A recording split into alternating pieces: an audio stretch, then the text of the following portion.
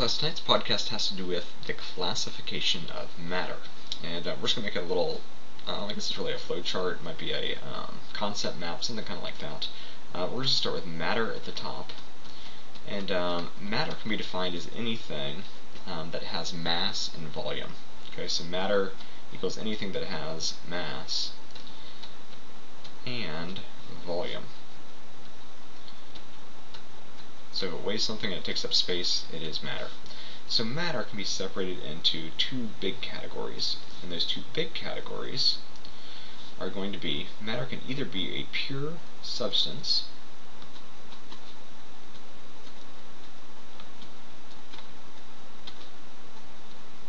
and if it's not a pure substance, we'll classify matter as a mixture.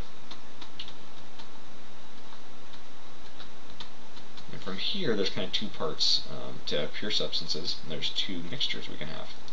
So pure substances can be one of two things. They can either be an element, which is anything found on the periodic table, or it could be a compound.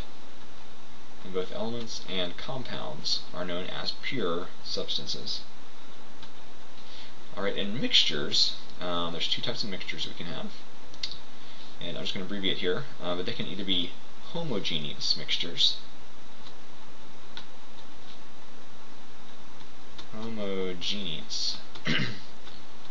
or they can be heterogeneous.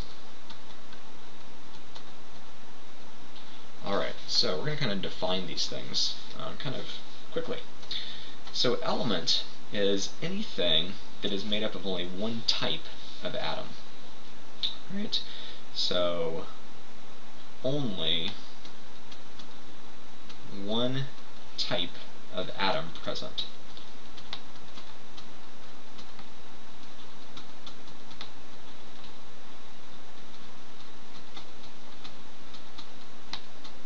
So elements would be things like aluminum foil. If you have that at home, it's made up of a bunch of aluminum atoms. If you have a piece of copper wire, that is made up of a bunch of copper atoms. So an element is just the same atom over and over and over and over and over again. Alright, so made up of one atom over and over. A compound is two or more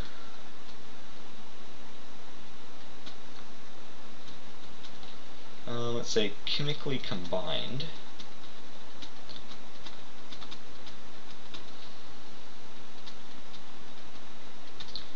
and in chemistry we kind of have a special word for chemically combined. We say bonded.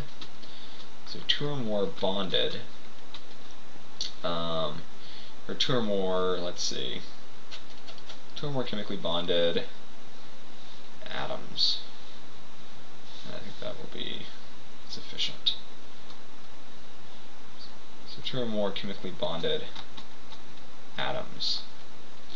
And part of the way we might differentiate this is two or more different. Okay? We're going to add different in here. Different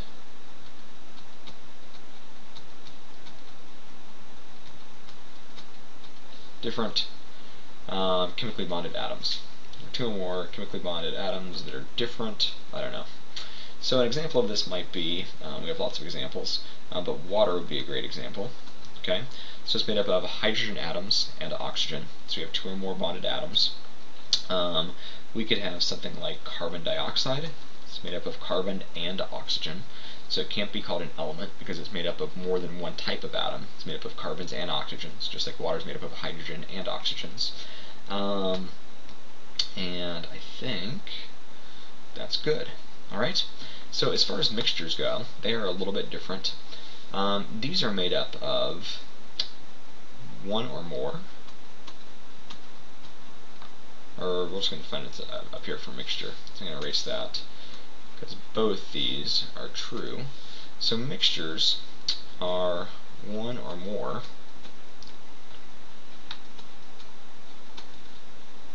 elements or compounds, or elements and or compounds. Elements and or compounds. So mixtures are just what they sound like. They're a mix of stuff. Okay? Homogeneous mixtures, just from the prefix. Homo means same. So they are the same throughout. Okay, we're going to have some examples here in a second, but they're the same throughout. Heterogeneous mixtures, just like the prefix, means they are different throughout.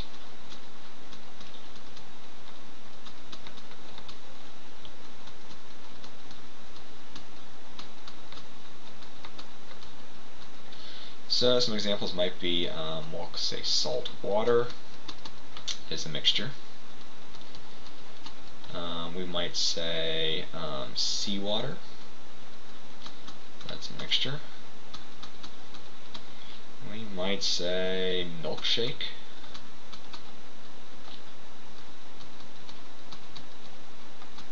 We might say milk. And lastly, let's say, I don't even know,